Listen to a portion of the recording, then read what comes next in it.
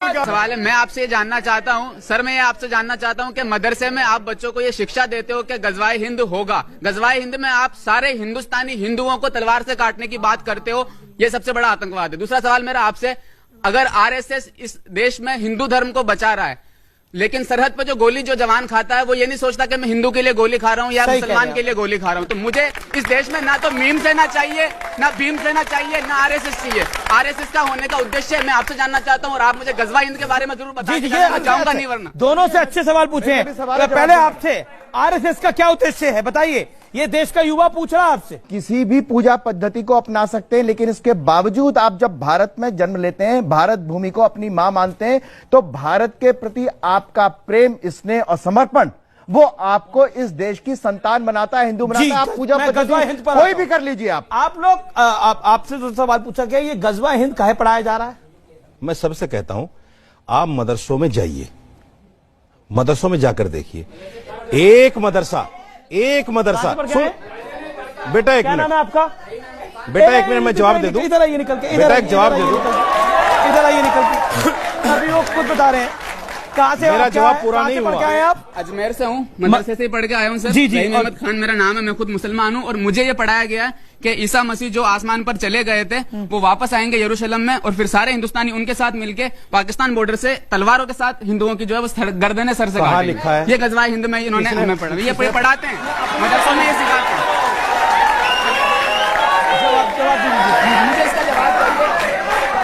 मुझे इसका जवाब चाहिए, क्या गजवाए हिंद में वाकई में सारे मुसलमान, मैं जवाब दे दूं, सारे मुसलमान मेरा जवाब तो सुन पीछे खड़े होकर हिंदुओं की गर्दनें काटेंगे या नहीं, क्या ये आप मानते या नहीं मानते? जी जवाब मेरा जवाब तो सुनिए, मेरा जवाब तो सुनिए। जी बहुत अच्छी बात आपने कही, ताली बजाने के लिए अच्छी है और मैं भी ताली बजा, ये गलत है मौलाना साहब। सुन लीजिए वो खुद आया पढ़कर, सुन लीजिए। मुझे गजवाए हिंद के बारे में बता दीजिए। मेरा जवाब सुनिए, मेरा जवाब, ये गलत बात है। अब मेरा जवाब सुनिए। मदरसा में पढ़ा हूं मैं, एक मदरसा, सुनिए मैं दावे के साथ कहता हूं, एक मदरसा आप पैदा करके मुझे दिखा दीजिए जिसमें भैया कल तलवार से सर काटने की बात पढ़ाई जाती है।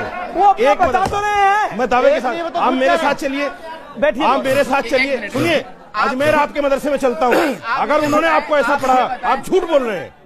आप चलिए अजमेर मेरे साथ, आप चलिए उस मदरसे में मेरे साथ। आप गजवाए हिंद के बारे में क्या जानते हो मुझे बता दो। उस मदरसे में नहीं, ठीक है, आप उस मदरसे में कब चलेंगे? सर आप नहीं पढ़ाते, आप मानते क्या? आप अपना अकीदा बता दो, मुझे आप अपना अकीदा बता दो, आप क्या मानते हो?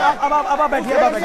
अच्छा एक सेकंड, झूठ बोलते हैं, बैठिए की बात करते हैं। जी अब देखिए, मेरे साथ अब वो खुद पढ़ रहे हैं, वो खुद मुसलमान है, वो कह रहे पढ़ाया जा रहा है, तो कुछ मदरसों में पढ़ाया जा रहा होगा, उनको क्यों डांट रहे हैं? ताली बटोरने उन्हें डांटिए ना जो मदरसों में पढ़ा रहे हैं। यही कट्टरता है। गजवा हिंद क्या है? ये कट्टरता है। गजवा हिंद क्या है? क्या है गजवा हिंद? क्या है गजवा हिंद बताइए। एक क्या है गजवा हिंद, आप बता दीजिए, हमें तो पता नहीं। आचार्य जी, एक विद्वान होने के नाते आपकी राय क्या है? जो व्यक्ति मानता है कि परमात्मा एक है और हम सब परमात्मा के हैं, वो हिंदू है।